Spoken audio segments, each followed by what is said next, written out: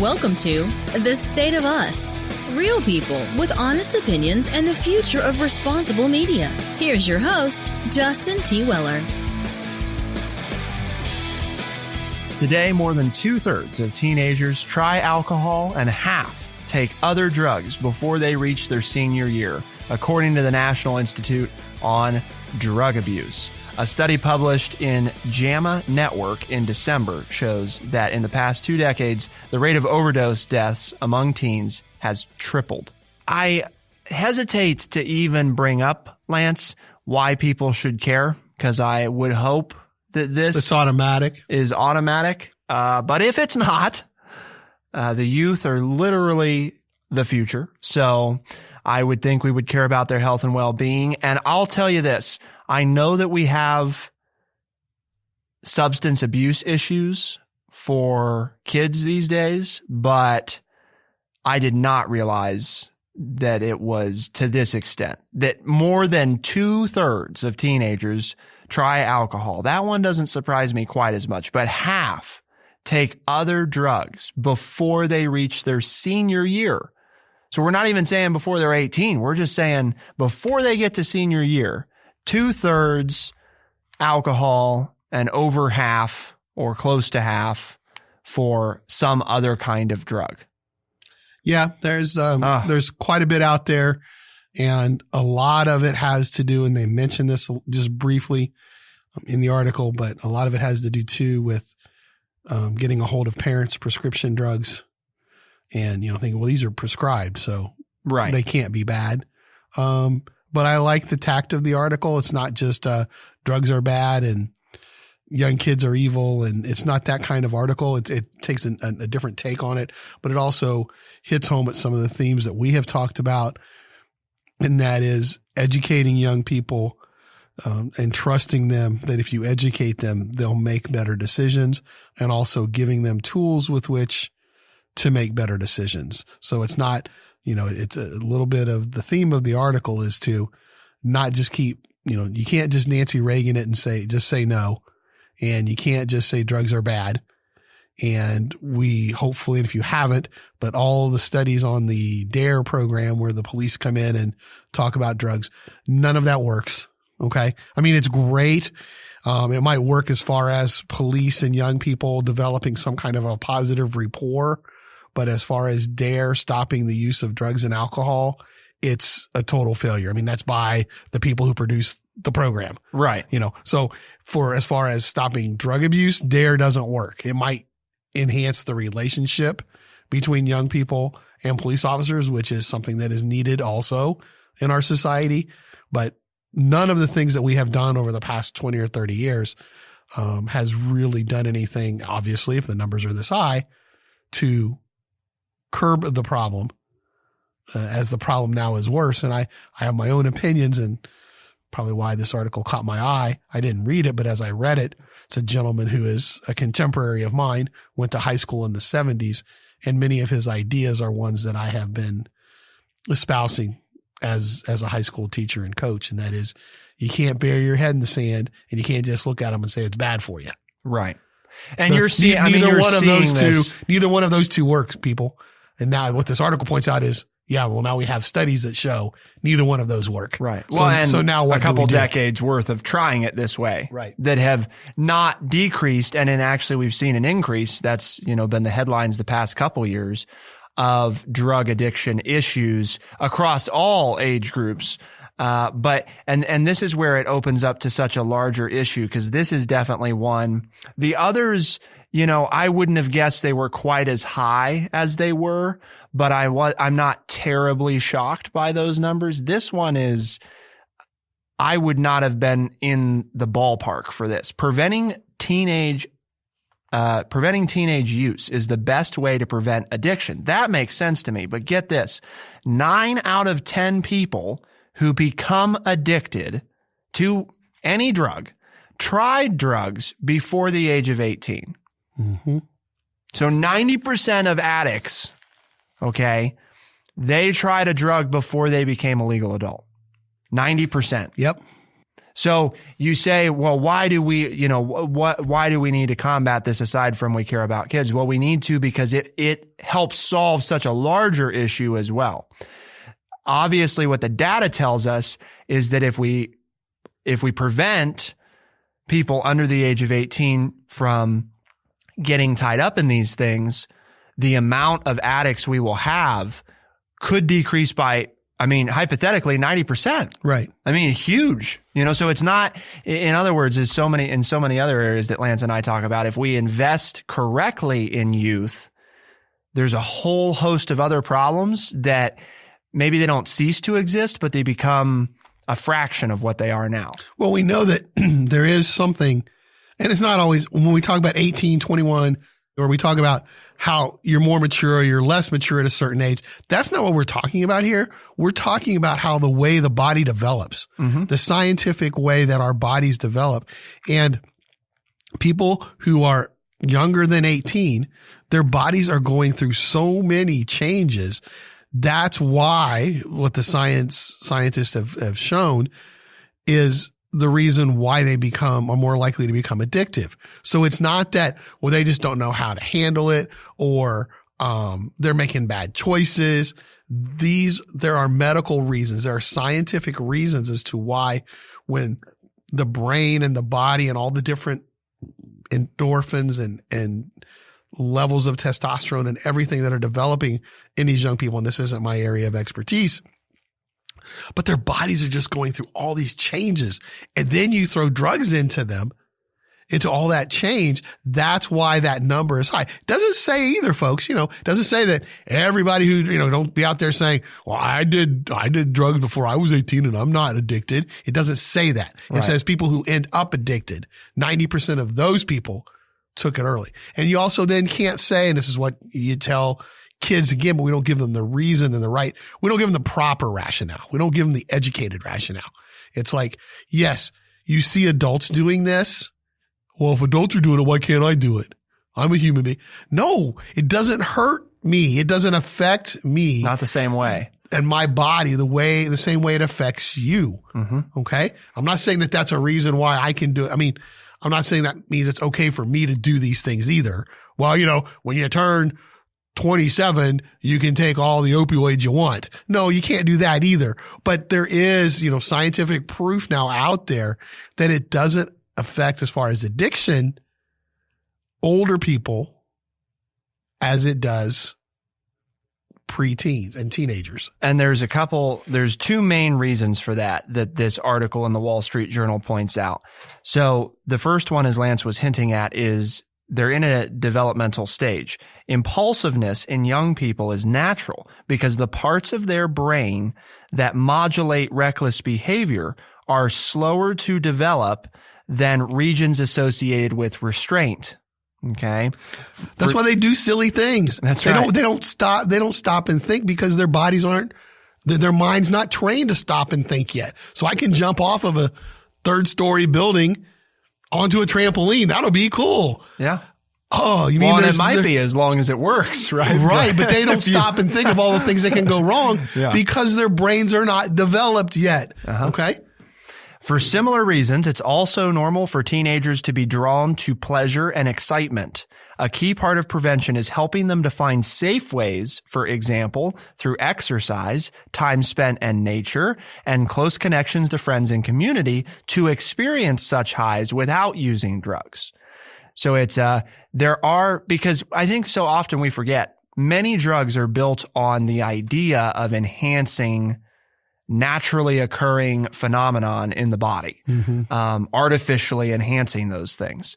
And so there's all kinds of ways to get similar levels of, pleasure and happiness from things that are not dangerous. Get the endorphins pumping, so to speak. Yes. Literally, that's what we're talking about. Because there's all sorts of ways you can do that are much healthier than this. And so that's kind of the one big thing is biology, right? Right. Not only are they less developed in their ability to judge reckless behavior very well, it's also because they're developing, it's even worse, the effects these things drugs can have a greater effect on them right. than they do somebody who is physically grown. Right. And may permanently prevent them from ever reaching those stages of development. It's not, in many cases, it's not one of those things you can ever go back and fix. It's you stunted it and you're not going to have a growth spurt later in your brain and it's going to catch up. It's just, you're done. You destroyed those things. Right. You destroyed those connections. And the big second one here, which was of no surprise, for some, the biggest stress comes from the pressure to excel. So stress is the number 2 one. It's no longer enough to do well in school. Many children are made to feel that their failures if they haven't started developing resumes for college applications by the time they're 12. They play competitive sports and musical instruments, though, quote, play often has little to do with either, and work multiple internships. Some do community service, not to help and connect with others, but rather because colleges expect it. And then if you've read the newspaper in the last 24 hours or watched any kind of television or listened to the news, you know that if that doesn't work, then your rich parents will hire somebody to fake all that information for you and pay thousands and thousands of dollars to get you into school. Yeah. Unless you're poor. And then it doesn't work. And then you're just out of luck. But it really is. Okay. I mean, we have put so much pressure on kids. And again, part of this is biological. They don't have all of the biological necessities to deal with this stress.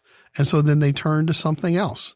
And again, it comes back to something that I know if you're a normal listener to the show, you hear me say all the time, but we haven't developed their toolbox. We haven't given them ways to deal with these stressors. You know, it's always like, well, you have to do this, this, and this. You have to do this, to do this, this. No, you don't. You know, I mean, I remember, and this was 20 years ago, I talked to a young man who said, you know, my parents say I have to take CP classes to go to college. And I said, no, you don't. And he goes, what? And I said, no, I don't want you to get mad at your parents. They're wanting you to push yourself and do the best they can, but you don't have to take college prep classes to go to college. Now, if you want to get into a certain college or you want to prepare for a certain program or a certain whatever, then there are things you should do. And he ended up taking my general American history class. And then we had a county-wide contest sponsored by a state institution, Ohio University. And he scored the highest of all the sophomores on the history test and ended up from Ohio University and ended up winning a partial scholarship from said university. And he was just in a general American history class. He wasn't in my CP class. So, you know, we tend, that's just an example of how we tend to push kids saying they have to do something, you know, and I remember, well, kids coming to me and saying, well, I have to take so many years of a foreign language to get into college. No, you don't. You know, now it may limit your choices of schools. Sure. You know, if there's a certain school you want to go to, you better see what the requirements are because you may have to do that. But you can go to the local community college for 2 years and then transfer, or you can take language in college, There's, you know, but we make these statements that automatically adds pressure to young people when they're not true, or we don't explain them to them, and then they take it at face value.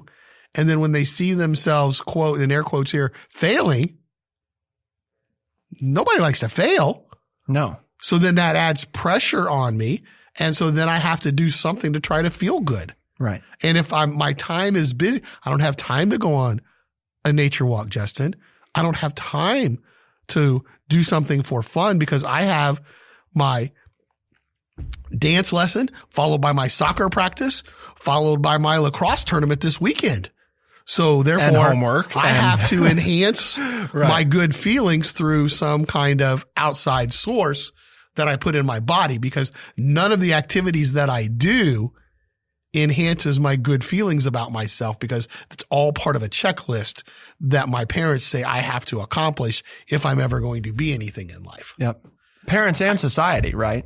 I mean, because it's reinforced, even if parents are on that mindset, or if they're not, you have all these other forces right now in society who are all preaching that same thing. You have lots of teachers who grew up being taught that, right? Who then reiterate that to their students because, and again, this all goes back to, it doesn't mean that your parents are evil. It doesn't mean that kids are evil. It doesn't mean that teachers are evil. It doesn't mean society's evil. What it means is we've all been conditioned in the last, 40 to 50 years that there is these things now that you must do, in order to, because, and this all leads back to something that we've talked about before, because all of this is toward what, right? This stress that's put on, this diversity of activities, this internship need, this great grades need, all of this is based on pretty much all around one singular thing, which is getting into the best school that you can get into, the best college. And again, as I've said before, I am not saying that people don't need to go to college, but I am saying that because of this, because that's the preoccupation of the key to success, we are inadvertently adding all this stress to kids because it's not even right. Just go to college. It's you got to go to a good college. And what does that mean? And all of the implications that go with that, right? So it's a never ending, you got to get in. And in order to get in, because more people are going, makes it harder to get in. It's a compounding problem here, a snowball effect. We're telling more people they have to go because more people are going, right? Supply and demand. College is getting more expensive, right? Because more people are going. There's not as many spaces because more people are going relative to the number of applicants. So it's getting harder to get in, which in turn means you got to do more, which adds more stress, which just perpetuates this cycle.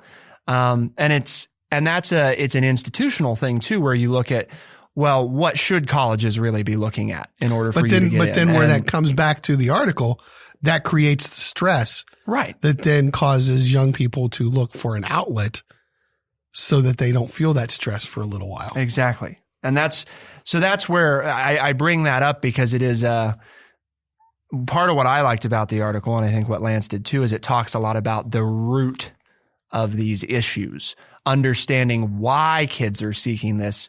We already all know that it's a bad idea for them to take it, right? To participate in these things is a bad idea. But what we often have failed to look at is why are they doing this? Well, we don't give them combat that. And see, what I got from it is we don't take the time to explain to them why it's bad for them to take it. We've just said over the last 20, 30 years, this is bad. Mm-hmm. This is bad. So don't do it. Okay. Well, that doesn't work. Yeah. This actually tells us some things that we can say to young people as to why they shouldn't do it, particularly at younger ages. Once people get that ability to think and reason clearly in their brain, then they can make those choices themselves. But when they make choices now, they're going to hurt their ability down the road to make choices.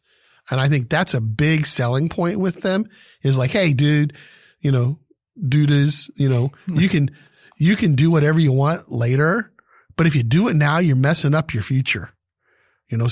So hold off a little bit. Okay. And then when you get older and you become an adult, if you still have these desires to do this stuff, go for it. I mean, and people say, wait a minute, you're going to advocate to say, I'm just saying if it stops them from taking it as a teenager when they're in high school, then we should be doing it, saying, wait a minute, we're showing you, okay, these are all the things that are happening to because of your age. So if you put it off for a few years, let your brain develop.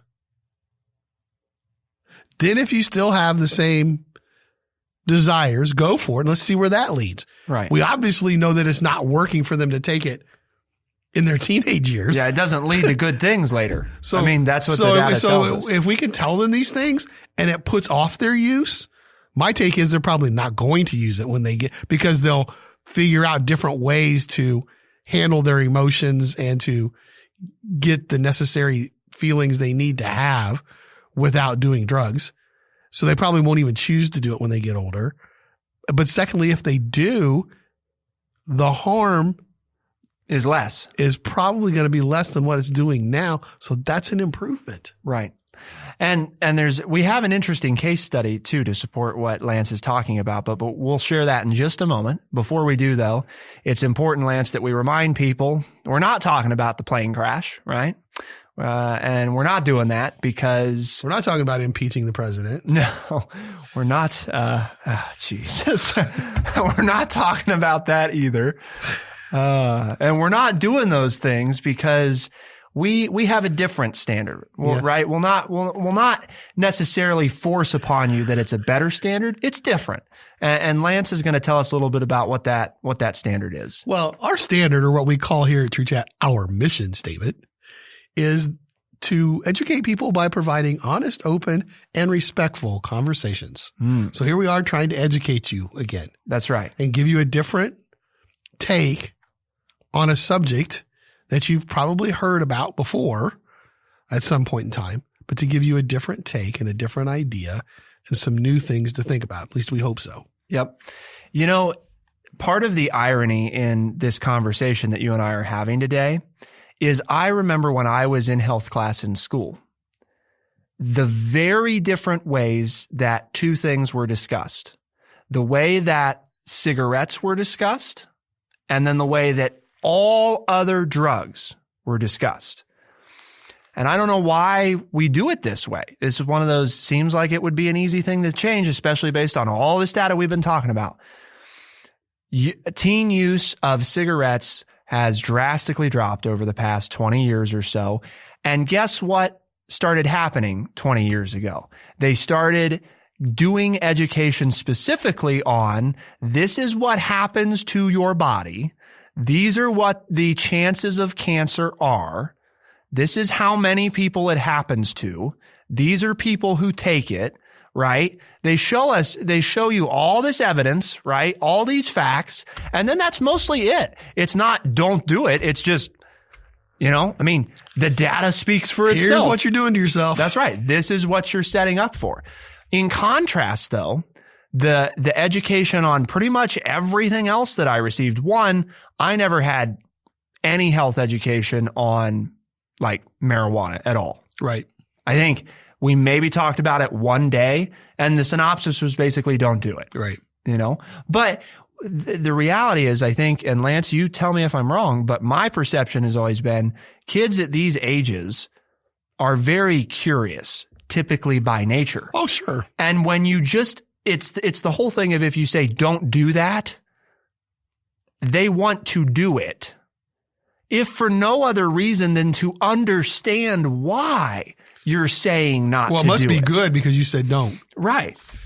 So, they want to find out. Yeah. What's the reason why you don't want me to do this? Mm-hmm. What are you keeping from me? What are you hiding from me? Exactly. Yeah. So because we've made it a mystery, it is more appealing than when you just say, here's the facts. You can do whatever you do whatever you want, because we all know that if you really want it, right, it's like the whole, as we've talked about before, teen sex thing. If they really want to do it, they're probably going to figure out a way to do it. Sure. At the end of the day, it's just not feasible for parents to be able to 100% protect their children from everything.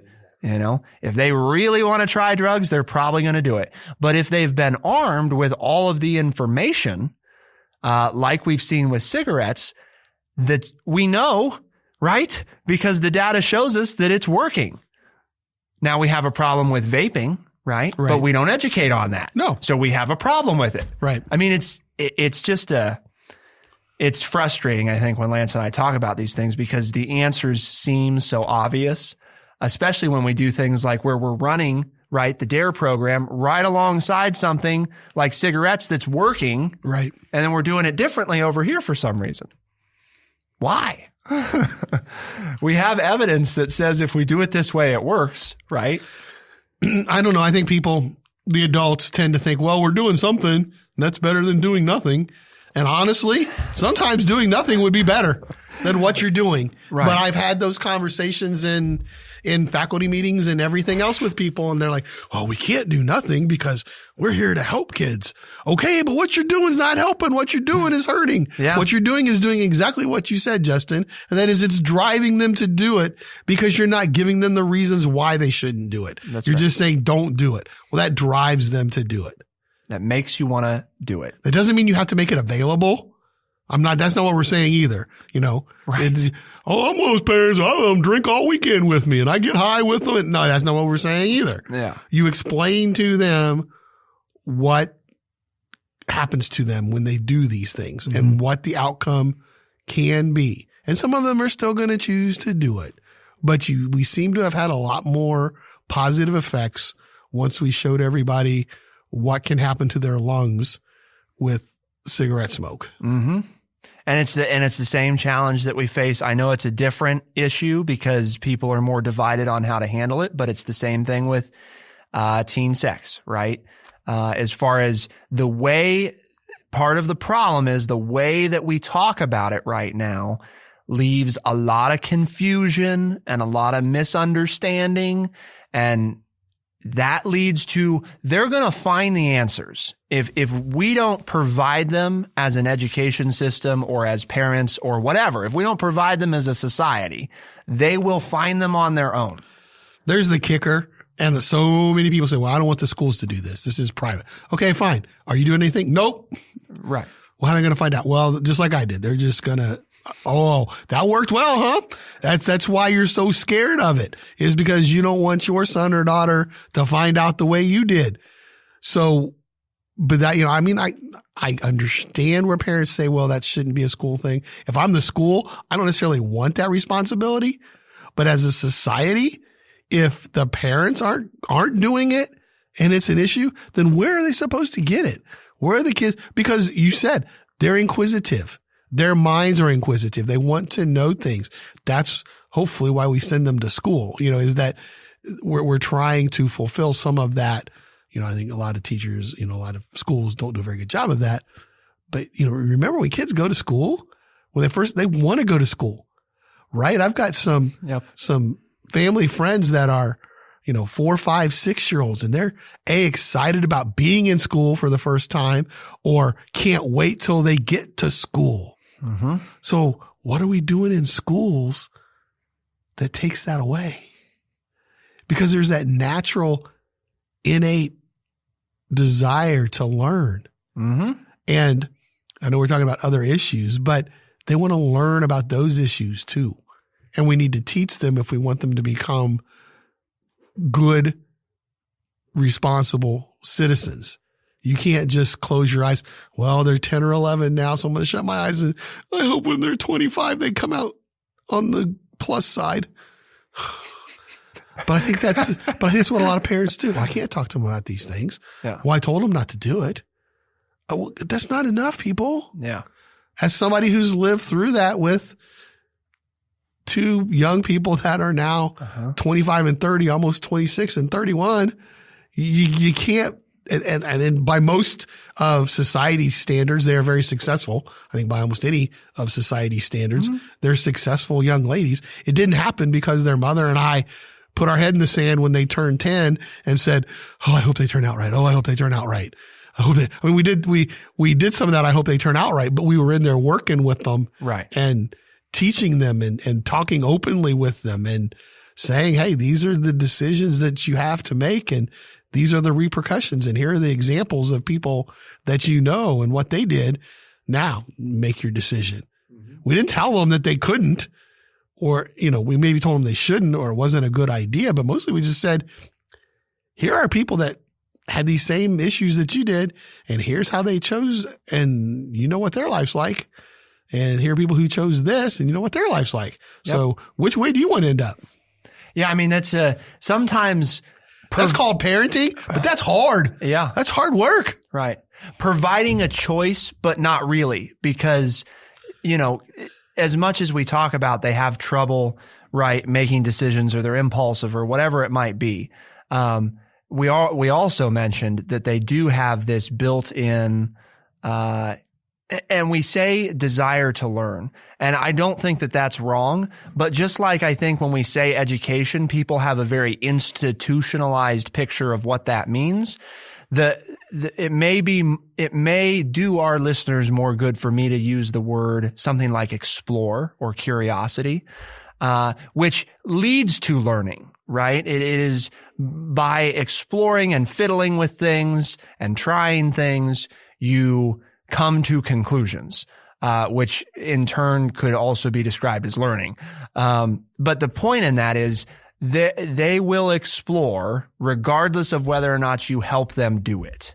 So exploring issues with them is probably better than leaving it to them to explore on their own. Because that's the whole thing about growing up, right? It's one big journey of exploration. All these weird things happening, both emotionally and physically, and just life, right? Happening. You get your first job. You have to start filling out applications. You do these things. You learn to drive. Your whole world changes. Probably more so in that amount of time than it ever will the rest of your life in terms of relative to how quickly it's changing. And on top of all that, you're not fully developed, so you're going through mass change, while you're going through big emotional changes. Makes it really hard to deal with that kind of stuff. So again, I think it makes sense. The last thing though is, so what do we do about this? I think we've made the answer clear, right, Lance? If you've listened, I think we've made it. Hopefully, we've made it clear. We have to back off if you're a parent, right, on quite so many obligations, and make sure that there are obligations that are truly for fun, right? Truly for fun. Not we disguise it as fun because it makes it easier to convince them they should do it. Right. This is going to be fun. And then we go out and they're miserable, right? I'm not talking about that. I mean, legitimate fun. I think the let kids be kids. Yeah. Let them go in play. A structured environment. Right. I mean, in a safe environment. It shouldn't be structured, but in a safe environment, let kids be kids. Yep. And from an education standpoint, give them the facts. Don't assume, right, that they're too dumb to understand the facts, because they have a capacity issue with with impulsiveness and with dealing with stress. But it's amazing some of the incredible things that kids can come to on their own when you give them the right information. So, all right. On that note, Lance, we got new people listening. So how do they do that? Oh, they can use Spotify, Stitcher, Apple Podcast, or anywhere else fine podcasts are found. That's right. And you can engage. Let us know your thoughts on this important topic at TrueChat.org, at TrueChat.org, Facebook, Twitter, and other social media. We want your thoughts. For the State of Us on TrueChat in Urbana, I'm Justin T. Weller. And I'm Lance Jackson. Thank you so much for tuning in. We'll see you next time. Be the change.